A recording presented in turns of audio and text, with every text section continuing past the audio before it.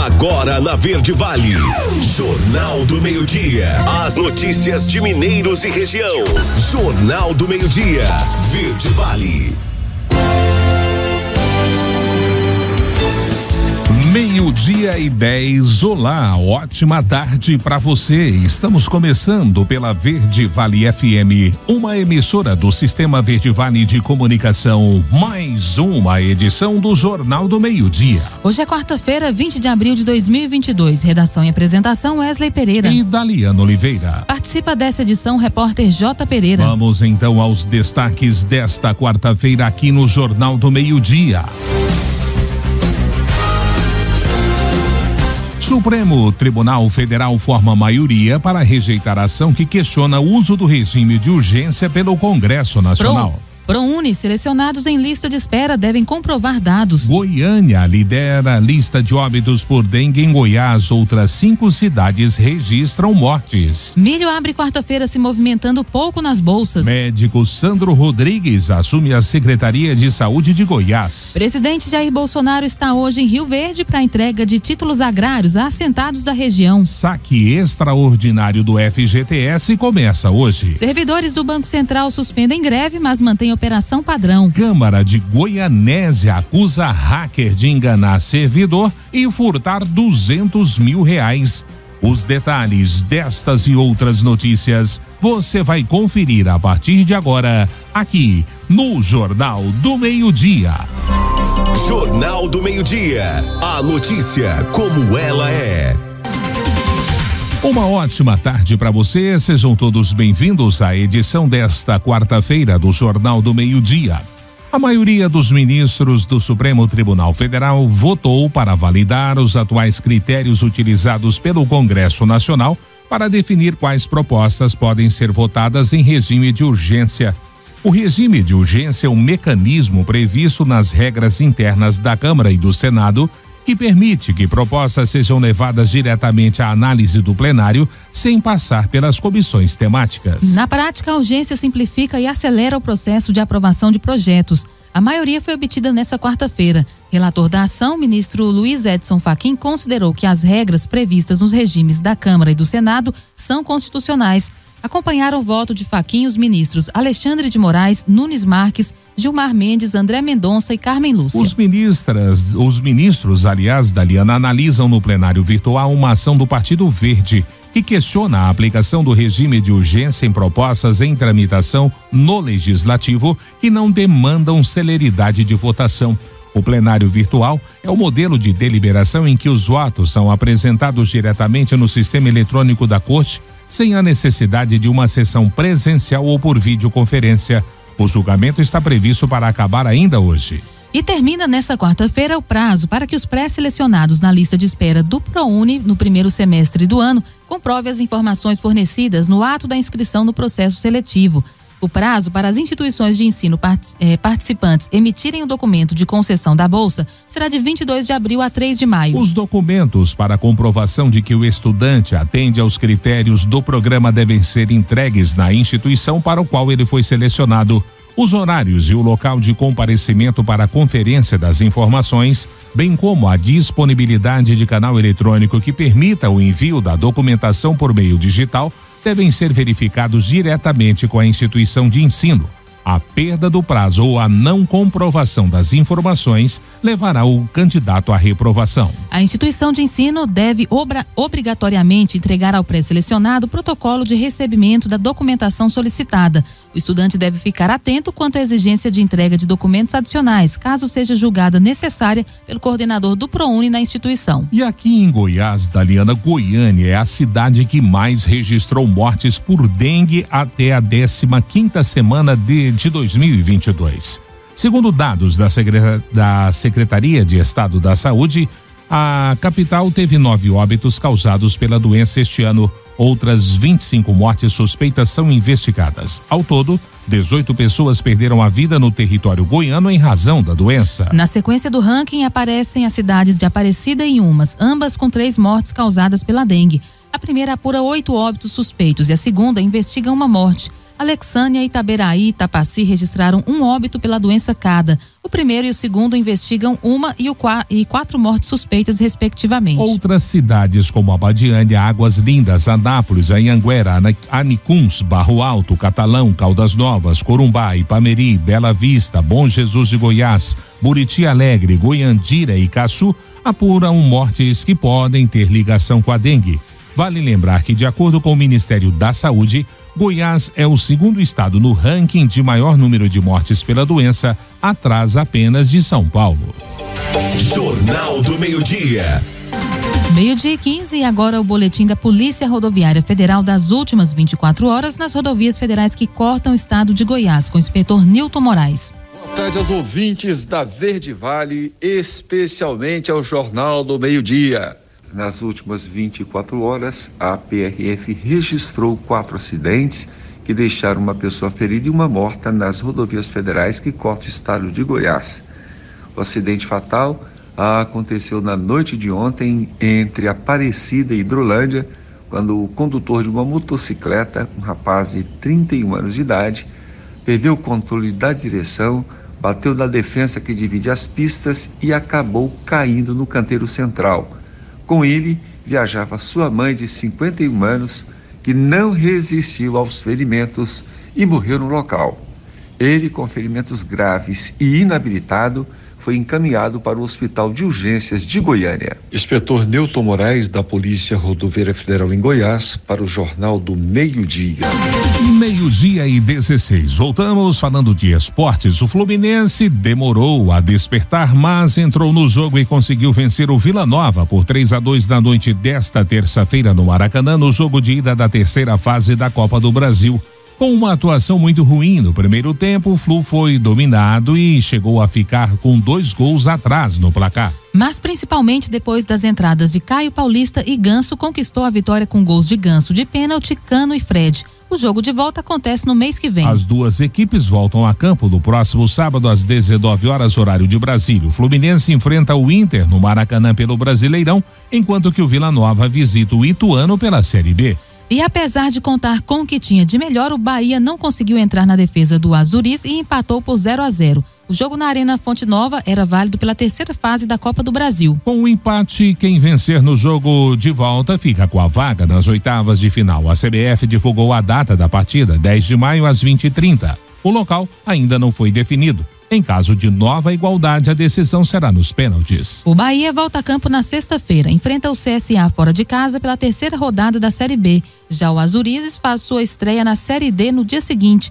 O Azulão pega o São Luís, também fora de casa, no dia 19 de outubro. E a quarta-feira começou com os preços futuros do milho operando próximos da estabilidade na Bolsa Brasileira. As principais cotações registravam flutuações em campo misto, isso por volta das 9h14 da manhã. O vencimento maio 22 era cotado a R$ 90,95 a saca, com alta de 0,06%. Julho 22 valia R$ 92,00. Setembro 22 era negociado por R$ 92,80 e o novembro 22 tinha valor de R$ 94,34, uma baixa de 0,12. A Bolsa de Chicago também começou a quarta-feira contabilizando flutuações em campo misto e próximas da estabilidade para os preços internacionais do milho futuro, isso por volta das 9h05 da manhã. Jornal do Meio-Dia. Agora, na Verde Vale, os comentários de Alexandre Garcia. Bom dia. Todos os dias a gente tem isso assim de traições, traidores que são traídos, ida e volta, e todo mundo se movimentando com um olho no bolso, nas vantagens, e outro nas eleições de outubro. Eu estou me referindo agora, hoje, na movimentação do Paulinho da Força Sindical, que é o grande líder do Solidariedade. Ele, por ter votado no impeachment de Dilma, foi vaiado num encontro sindical em que estava ao lado de Lula. E Lula não o defendeu. Ele não gostou e se retirou, né? E ameaçou tirar o Solidariedade. Foi procurado por Ciro Nogueira, que é ministro de Bolsonaro. Depois deu entrevistas, né? Valorizou-se, disse que estava se afastando do PT, mas não ia apoiar Bolsonaro. O que aconteceu? Atraiu Eduardo Leite, que apareceu lá com Aécio Neves, tiveram uma reunião. Eduardo Leite sonha em ser o candidato da terceira via, né? E por algum motivo a foto que Eduardo Leite postou não estava Aécio Neves. Depois ele explicou, perguntaram por que ele estava escondendo Aécio, ele explicou que foi a foto editada que ele havia recebido de Aécio. Quando a foto original está Paulinho entre os dois, né? Aécio de um lado e Leite de outro, né? Aí eu imagino, será que Aécio se retirou, né? Se destacou da foto por razões políticas ou por razões estéticas? Porque Aécio está irreconhecível nessa fotografia. Mas, enfim, o que está valendo é que, de repente, ontem de manhã, aparece outra foto, feita depois, de Paulinho da Força, de braços dados com Lula e Gleisi. Parece que era isso que ele queria, se valorizar. Lula e Gleisi foram atrás, certamente com pedido de desculpas, e dizendo para ele que ele vai brilhar no futuro governo, né? Que vai ser ministro ou algo assim, e está tudo ajeitado. É assim que os políticos funcionam aí nessa correria. O presidente Bolsonaro, que pela manhã foi ao setor militar urbano para o dia do Exército, à tarde já estava em Mato Grosso, de manhã ele falando, né? Ele apareceu lá com a Gran Cruz da Ordem do Mérito Militar, que ele tem, e disse: nós, militares, juramos dar a vida, se preciso for, pela nossa pátria. E todos nós, povo brasileiro, faremos mais do que isso para garantir que todos, sem exceção, joguem dentro das 4 linhas da Constituição. Dá a impressão que ele está avisando, dizendo assim: por favor, pelo amor de Deus, voltem para a Constituição. Não façam isso. O povo brasileiro está acompanhando, está vendo o que está sendo feito. A gente dá uma análise geral e cai lá, né, na impessoalidade. É exigida na Constituição do serviço público, e o judiciário é um serviço público, a característica de impessoalidade. Mas a gente está vendo aí o contrário disso, né?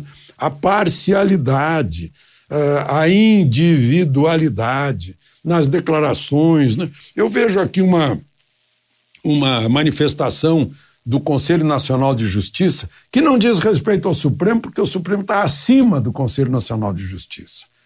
Só quem pode julgar o Supremo é o Senado. Mas o Conselho Nacional de Justiça, em 2019, presidido por Dias Toffoli, ex-advogado do PT, era presidente supremo, baixou uma resolução que disciplina a atuação dos magistrados nas redes sociais e diz o seguinte: que evitem expressar opiniões ou compartilhar informações que possam prejudicar o conceito da sociedade em relação à independência, à imparcialidade, à integridade e à idoneidade do magistrado. Isso foi redescoberto pela Gazeta do Povo de Curitiba. E diz mais a resolução: evitar expressar opiniões ou aconselhamento em temas jurídicos concretos ou abstratos que mesmo eventualmente possam ser de sua atribuição ou competência jurisdicional. Pois é, isso atinge todos os juízes, menos os do Supremo, que são supremos, né? Acima deles, só Deus, né? É o que eles pensam, né? Só que eles estão a serviço do povo brasileiro. E todo o poder emana do povo. De Brasília, Alexandre Garcia. Você ouviu os comentários de Alexandre Garcia. Oferecimento. O Centro de Diagnósticos de Mineiros tem realizado grandes investimentos em modernização, garantindo alta tecnologia em imagem, com equipamentos de última geração para sua maior segurança e tranquilidade. Corpo clínico altamente especializado. No Centro de Diagnósticos, você conta com tomografia computadorizada, ressonância magnética de alto campo, mamografia 100% digital, densitometria óssea e Doppler fluxometria. Centro de Diagnósticos de Mineiros, sempre presente prezando excelência em atendimento e qualidade técnica. Agende seu horário 64-3661-1799 ou pelo WhatsApp 64-99951-9680. Acesse o nosso site www.cdmineiros.com.br. 12:25, o primeiro intervalo do Jornal do Meio-Dia desta quarta-feira, e já vamos destacar para você: saque extraordinário do FGTS começa hoje. Servidores do Banco Central suspendem greve, mas mantém operação padrão. Câmara de Goianésia acusa hacker de enganar servidor e furtar R$200 mil. Os detalhes destas e outras notícias vamos trazer em detalhes para você já, logo após o intervalo. Jornal do Meio-Dia. 12:29, já estamos de volta com o Jornal do Meio-Dia dessa quarta. E a Caixa Econômica Federal começa a pagar hoje o novo saque do FGTS 2022 de até R$1.000, o chamado saque extraordinário do FGTS. Os primeiros a receber são os nascidos em janeiro. Eles recebem o dinheiro ainda hoje. O calendário vai seguir o mês de nascimento do trabalhador e vai até o dia 15 de junho. Segundo a Caixa Econômica Federal, cerca de 42 milhões de trabalhadores com saldo em conta ativas ou inativas do FGTS vão poder sacar até R$1.000. Com a medida, o governo liberou cerca de 30 bilhões de reais do fundo. As pessoas que querem saber como funciona o saque extraordinário do FGTS e a regra que determina quem vai receber alguma quantia é simples. Basta ter o saldo em alguma conta do FGTS, ativa ou inativa, até o valor de R$1.000. E em greve desde o dia 1º, os funcionários do Banco Central aprovaram hoje a suspensão do movimento. Eles, no entanto, vão continuar em regime de operação padrão e vão manter as paralisações diárias das 14 às 18 horas. A suspensão da greve foi aprovada em assembleia pela categoria. Segundo o Sindicato Nacional dos Funcionários do Banco Central, os servidores aguardarão 2 semanas para que o governo ofereça uma alternativa ao reajuste linear de 5% para todos os servidores públicos. Caso isso não ocorra, a greve poderá ser retomada a partir do dia 3 de maio. Com a suspensão da greve, as atividades rotineiras do banco, como a divulgação de estatísticas e relatórios, serão normalizadas gradualmente. No entanto, os projetos da Agenda Banco Central, que prevê a modernização do sistema financeiro, continuam parados até que a pauta de reivindicações de servidores seja atendida. A assessoria de imprensa do banco não informou se a divulgação de relatórios será retomada ainda nesta semana. E o presidente da Câmara de Goianésia, Fábio Oliveira dos Santos, o Fábio do Enigma do MDB, informou por nota que o poder legislativo daquele município foi alvo de hackers e teve R$200 mil furtados de sua conta legislativa após um funcionário da casa ser enganado. De acordo com o texto, não é de nosso interesse expor os servidores que porventura foram alvos dessa ação maldosa. O assunto é administrativo e não será tratado de forma politiqueira. A nota diz ainda, Daliana, que a Caixa Econômica Federal fará a restituição de forma espontânea ou judicial, pois o que interessa à Câmara é ter esse dinheiro de volta aos cofres públicos. O caso ocorreu na segunda quinzena de fevereiro. A delegada responsável pela investigação, Poliana Bergamo, informou que a Polícia Civil já instaurou o inquérito para apurar a fraude eletrônica. De acordo com ela, a corporação investiga os fatos, principalmente a autoria delitiva e o destino desse dinheiro subtraído. Ela explicou ainda que os criminosos podem responder por fraude eletrônica, que tem pena de 4 a 8 anos, agravada de 1/3 por se tratar de entidade de direito público, e também por organização criminosa, cuja pena é de 3 a 8 anos. Jornal do Meio-Dia. E a indústria de Goiás cresce e ocupa o 4º lugar em produção no país em janeiro, isso segundo dados divulgados pelo IBGE. A matéria é com Brunelli Portela. A indústria goiana apresentou o 4º maior crescimento do país em janeiro. Na comparação com o mesmo mês de 2021, o setor alavancou 2%. Os dados são do IBGE. Ainda segundo os números, a fabricação de veículos automotores, reboques e carrocerias avançou 258% em Goiás, sendo a atividade que mais influenciou a alta do setor. Viemos até a montadora da Caoa, em Anápolis, para mostrar que por aqui a fabricação é só otimismo. Com os produtos Hyundai, nós já entregamos, produzimos e vendemos mais de 250 mil carros produzidos aqui em Goiás, sob a marca Hyundai. E mais recentemente, em 2019, nós estabelecemos uma parceria com a Chery e foram mais de 60 mil carros também entregues. Então são mais de 310 mil carros produzidos e entregues com qualidade aqui em Goiás. A montadora chegou a Anápolis em 2007. A marca escolheu Goiás por sua posição geográfica privilegiada. Nosso estado possui um ponto estratégico no mapa brasileiro, tanto para o desenvolvimento de uma enorme e emergente cadeia produtiva, como para o escoamento da produção de veículos para todo o território nacional e países vizinhos. Ainda segundo dados do IBGE, o setor de serviços goiano foi o que mais cresceu em todo o país em janeiro. A alta foi de 4,5% na comparação com o mesmo mês de 2021. O aumento do volume de vendas também garantiu um acréscimo de receita em 4,2%. Os incentivos fiscais constituem um fator extremamente importante para garantir a competitividade da operação aqui em Goiás. Já o comércio varejista ampliado, que inclui, além do varejo, as atividades de veículos, motos, peças e material de construção, cresceu 4%, também quando comparado com o mês de janeiro do ano passado.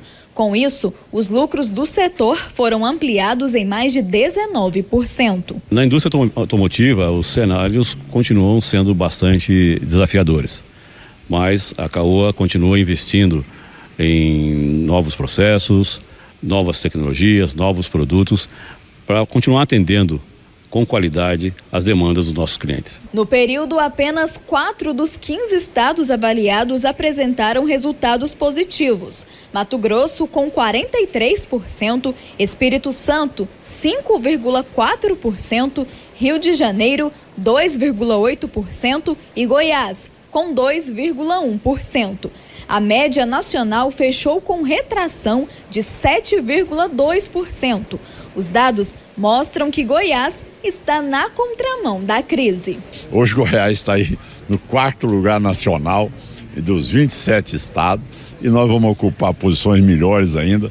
Eu recebi Goiás entre os 4 piores estados da federação. Eu prometi que ao chegar ao final do ano eu vou entregar Goiás entre os 3 primeiros, no pódio. Podem ter certeza. Goiás hoje cresce num ritmo aí acelerado. O sentimento de Goiás hoje é de poder dar infraestrutura, porque a demanda hoje de industrialização e de abertura de novas fronteiras agrícolas é no estado todo. Brunelli Portela, da Agência Brasil Central. 12:35. Remo e Cruzeiro se enfrentaram nesta terça-feira no Estádio Baenão, em Belém, pelo jogo de ida da terceira fase da Copa do Brasil. Em uma partida bastante equilibrada, os gols saíram todos no segundo tempo. A Raposa abriu o placar com Rodolfo, mas o Leão chegou ao empate com um gol contra de William Oliveira. A vitória azulina veio de uma cabeçada de Daniel Felipe. O Remo agora tem a vantagem do empate no jogo de volta para chegar nas oitavas de final do torneio nacional. O jogo de volta está marcado apenas para o dia 11 de maio, às 19h30. Cruzeiro e Remo vão se enfrentar no Mineirão com vantagem para o clube paraense. Vale lembrar que quem passar dessa fase vai lucrar 3 milhões de reais. E o técnico Rogério Ceni cortou 4 titulares da delegação do São Paulo, que viajou na tarde de terça-feira a Caxias do Sul para o jogo contra o Juventude nesta quarta-feira pela terceira fase da Copa do Brasil. O zagueiro Diego Costa, o lateral direito Rafinha, o lateral esquerdo Wellington e o meia Igor Gomes, mais desgastados, não vão enfrentar a equipe gaúcha. Assim, é provável que Ceni escale um time misto para a partida marcada para hoje às 19h30 no estádio Alfredo Jaconi. E no agronegócio, a produção de cana-de-açúcar na safra 2021-22 registra um total de 585 milhões de toneladas. O volume representa uma queda de 10,6% em relação à colheita registrada na temporada passada, como aponta o 4º levantamento sobre cultura divulgado nesta quarta-feira pela Companhia Nacional de Abastecimento. Essa redução, Daliana, é explicada principalmente pelas condições climáticas adversas registradas, da estiagem durante o ciclo produtivo das lavouras e as baixas temperaturas registradas em junho e julho do ano passado, que impactaram na produtividade de importantes regiões produtoras. A combinação de uma seca no segundo trimestre, numa intensidade que não se via há anos, com baixas temperaturas em junho, julho e agosto e geadas pontuais em diversas lavouras, provocou acentuada queda na produtividade na região centro-sul do país. Isso também resultou na antecipação do calendário de colheita em muitas lavouras, justamente para evitar maiores danos quantitativos e qualitativos, é o que afirmou o presidente da Conab, Guilherme Ribeiro. Além do clima, a Conab verificou uma redução de 3,5% na área em produção de cana, passando de 8,6 milhões de hectares para 8,3 milhões. A queda ocorre mesmo com um cenário positivo para o setor sucroenergético, com preços atrativos para o açúcar e o etanol. Jornal do Meio-Dia. E as inscrições para barracas na rodovia dos Romeiros já estão abertas. Os detalhes dessa matéria você confere com Juliana Carnevale. A Agência Goiana de Infraestrutura e Transportes, a Goinfra, abriu o período de inscrições para montar barracas comerciais às margens da rodovia dos Romeiros, em Trindade, durante a Festa do Divino Pai Eterno. Os interessados têm até o dia 15 de maio para realizar a solicitação no site goinfra.go.gov.br. Serão disponibilizados 166 pontos para instalação das barracas. Nelas podem ser comercializados gêneros alimentícios, bebidas não alcoólicas, artigos de beleza, roupas, bijuterias ou brinquedos durante o período de 24 de junho a 3 de julho. A posição de cada participante será definida por sorteio, que será realizado no auditório da Goinfra no dia 23 de maio, a partir das 8 horas da manhã. Para se inscrever, o interessado deve ter mais de 18 anos e informar seus dados pessoais, como RG, CPF e endereço. Na data do sorteio, será necessário comparecer à agência com documentos pessoais em mãos. Após o sorteio, os contemplados devem emitir a taxa de ocupação pela faixa de domínio e efetuar o pagamento no valor de R$ 33,74 até o dia 31 de maio. As barracas devem seguir o padrão definido pela Goinfra.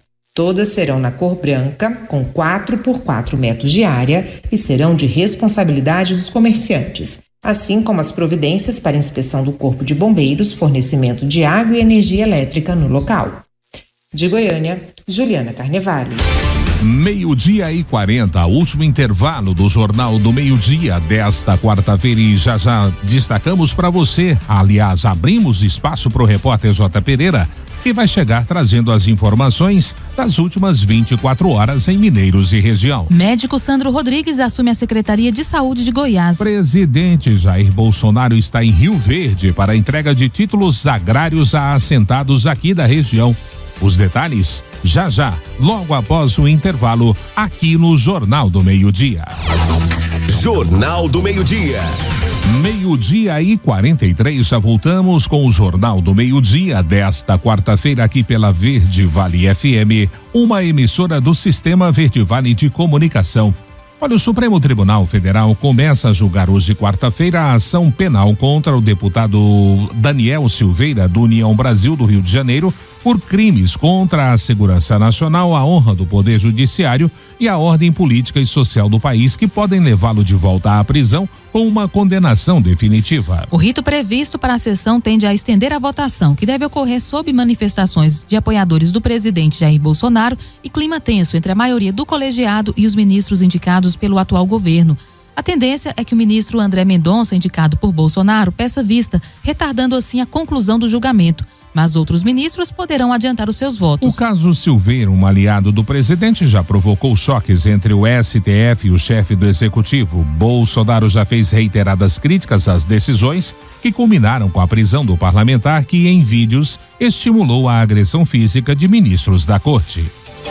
Jornal do Meio-Dia. E o presidente Jair Bolsonaro chegou a Rio Verde nesta quarta-feira para a entrega de títulos de propriedades rurais a famílias que moram em assentamentos. O presidente chegou por volta de 10h30 e cumprimentou apoiadores no aeroporto. A repórter Camila Paz, da Rádio Líder de Rio Verde, traz mais detalhes sobre esse evento.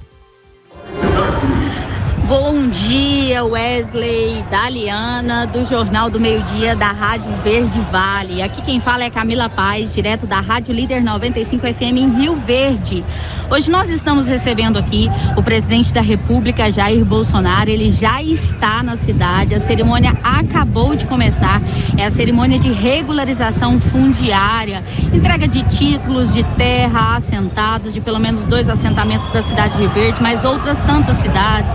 O ministro do INCRA está aqui conosco também, o governador de Goiás, Ronaldo Caiado, assim como outras tantas autoridades, né?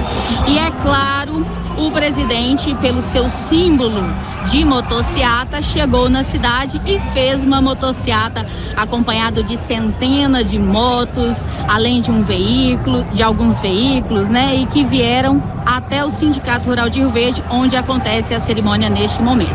A cerimônia já começou e, é claro, o sindicato está lotado. Tem provavelmente mais de 1.000 pessoas hoje aqui prontas para receber essas autoridades, essa cerimônia, que além dos títulos de terra, também ganharão aqui a assinatura de um documento por crédito a produtores da agricultura familiar. E há uma promessa também do INCRA de trazer algumas informações que serão faladas para o futuro em relação à entrega de outros títulos e outros assentamentos na cidade de Rio Verde e Jataí. Tá aí, então, esse é um resumo do que já aconteceu durante a manhã aqui em Rio Verde. A gente segue acompanhando todo o evento. Camila Paz, Rádio Líder 95 FM de Rio Verde. 12:46 e um ônibus tombou no canteiro central da rodovia BR-060 em Indiara e deixou passageiros feridos nesta quarta-feira, segundo a Polícia Rodoviária Federal. Pelo menos 16 pessoas precisaram ser socorridas por bombeiros e pelo SAMU. A corporação informou que o coletivo levava 22 passageiros. Segundo informações, o motorista perdeu o controle da direção e tombou no canteiro central. Os passageiros saíram de Padre Bernardo, no entorno do Distrito Federal, para resolver problemas de documentação fundiária na região. Segundo o Hospital Municipal de Indiara, dos 16 pacientes que chegaram na unidade médica, uma idosa de 60 anos teve um traumatismo. Os demais sofreram ferimentos leves. O Corpo de Bombeiros informou que cerca de 11 pessoas tiveram escoriações, mas todas estavam conscientes. A corporação levou 3 passageiros para hospitais da cidade. Jornal do Meio-Dia. E o médico Sandro Rodrigues assume a Secretaria de Saúde em Goiás. A matéria é com Juliana Carnevale. O governador Ronaldo Caiado empossou o médico Sandro Rogério Rodrigues Batista como secretário de Estado da Saúde no lugar de Ismael Alexandrino. Sandro é formado em medicina pela Universidade Federal de Goiás e possui mestrado e doutorado em ciências da saúde pela mesma instituição. O profissional é especialista pela Sociedade Brasileira de Medicina de Família e Comunidade. O médico já exerceu cargos de assessoramento técnico junto a várias áreas da Secretaria Municipal de Saúde de Goiânia e da Secretaria do Distrito Federal, onde é servidor de carreira. Até abril de 2021, ocupou o cargo de Superintendente de Atenção Integral à Saúde da Secretaria de Estado de Saúde de Goiás. Sandro Rogério destaca quais serão suas prioridades frente à pasta. Grande lógica de trabalhar de uma forma mais importante com as cirurgias eletivas. A gente teve esse represamento aí por conta da pandemia, as cirurgias ficaram travadas, não existia um ambiente para se fazer, era toda uma questão necessária para separar essas cirurgias e disso retornar da forma mais rápida possível. E de uma forma que chegue mais perto das pessoas para ter a sua cirurgia mais rápida. E de forma complementar também a própria questão de dengue, né? A gente tem vivenciado, acompanhado esses processos aí e de ter as ações cada vez mais efetivas para dengue junto à população. O governador Ronaldo Caiado enaltece o trabalho realizado por Ismael Alexandrino e mostra plena confiança no trabalho que será feito pelo novo secretário da Saúde. Ele mesmo, como eu disse, por mérito dele, construiu essa condição de substituir Ismael Alexandrino, que foi também um grande secretário de saúde de Goiás e que agora o Sandro vem substituí-lo e uma convicção absoluta que ele vai ainda mais apresentar mais serviço e vai se destacar ainda mais na sua função. De Goiânia, Juliana Carnevale. E a 4ª rodada do Campeonato Brasileiro terá início hoje, quarta-feira, com um duelo de peso. No Maracanã, Flamengo recebe o Palmeiras no primeiro reencontro entre as duas equipes após a final da Libertadores na última temporada. De lá para cá, as agremiações vivem momentos distintos em suas trajetórias. Do lado rubro-negro, a primeira mudança veio justamente no comando técnico. O Renato Gaúcho deixou a equipe logo após perder o título para o rival e deu lugar ao português Paulo Souza, que foi anunciado no início desse ano. O clube ainda anunciou a contratação de peças como Marinho, Pablo e mais recentemente o goleiro Santos. Com apenas 2 rodadas, o Flamengo é o 4º colocado com 4 pontos, somando apenas 1 ponto até então. O Palmeiras está na 15ª posição. Os dois times entram em campo às 19h30. E Mano Menezes será o novo treinador do Inter. Nessa quarta-feira, a equipe já será comandada por Mano no CT do Parque Gigante. O acordo para a contratação de Mano foi selado na noite de ontem, após um longo dia de negociações. O contrato entre o clube e o treinador vale até o fim desse ano. Junto com o técnico chega o auxiliar Sidney Lobo. De acordo com as tratativas tratadas ao longo da tarde de ontem, se tratou exclusivamente da questão financeira, mas foram retomadas durante a noite. E as passas, como você disse, Daliana, chegaram ao acordo. Mano Menezes tem 3 títulos da Copa do Brasil, 2 gauchões, 2 mineiros e 1 paulistão, além de 2 séries B e medalha de prata nos Jogos Olímpicos de Londres em 2012. Jornal do Meio-Dia. 12:51, vamos direto para nossa redação. De lá chega o repórter J. Pereira com as informações das últimas 24 horas em Mineiros e região. Olá, quarta-feira, véspera de feriado, as últimas 24 horas aqui em nossa cidade, nós temos uma ocorrência, do Poder Judiciário aqui de nossa cidade, da Infância e Juventude, que autuou uma distribuidora aqui em Mineiros por vender bebida alcoólica para menor de idade. Esse comerciante, ele vai ter que pagar uma multa. Além disso, a menor foi encaminhada para o seu responsável. Também tivemos registrado um furto de semovente. A polícia foi acionada na região do Rochedo, onde a vítima afirmou que um animal seu, uma vaca, havia sido abatida. Os policiais então começaram a seguir rastros no meio da mata, uma região bastante arenosa, e chegaram até uma outra propriedade vizinha. Lá encontraram um indivíduo já bastante conhecido da polícia que assumiu a autoria deste furto e afirmou que matou aí o animal com um tiro na cabeça. A arma também foi apreendida, ele foi trazido aqui para a cidade de Mineiros. Lá no setor Auxília de Resende teve o furto de um motosserra. Posterior a isso, a polícia descobriu quem seria aí o autor deste furto e começou a procurá-lo. Nessa procura descobriu também que ele havia ido na casa da sua ex-companheira, a qual tem uma medida protetiva, e teria ameaçado ela e a sogra de morte. Ele foi localizado no setor Leontino, preso também. A polícia, queria saber onde é que estava aí o motosserra, e esse rapaz preso, que já é conhecido da polícia por diversos furtos, acabou indicando a residência a qual ele tinha deixado o motosserra. Lá nessa residência, o motosserra foi localizado e, além disso, outros produtos de origem duvidosa também. Os 2 foram autuados em flagrante. Também tivemos registrado uma outra situação onde o funcionário gerente de uma loja, uma revenda de celulares e planos de celulares, estava furtando diversos celulares desta loja e revendendo para outra, isso no centro de Mineiros. A polícia foi chamada, e acabou identificando aí o gerente como autor deste furto e também uma loja vizinha como a receptadora. O proprietário da loja não estava no momento aí da abordagem policial. Essa é uma ação da Polícia Civil. Ele foi contactado por telefone, não quis comparecer à loja, e o filho dele que estava nessa loja foi então detido por receptação qualificada. Outros aparelhos celulares que estavam na loja também não tinham nota ou não foram apresentadas essas notas para os policiais. O caso segue sendo investigado. Hoje pela manhã a prefeitura anunciou também que estaria faltando água em alguns setores aqui de nossa cidade, como o setor Mineirinho, parte da região central também estaria aí com essa falta de água, devido, e também o Manuel Abrão, devido a um trabalho que está sendo realizado e que deve ser finalizado já por agora. Então, o pessoal Economize Água, que deve retornar aí já nas próximas horas, tá ok? Então, recado aí do SAI por meio da Prefeitura Municipal de Mineiros. Eram estas as informações de hoje, da redação J. Pereira. O Jornal do Meio-Dia estará de volta amanhã.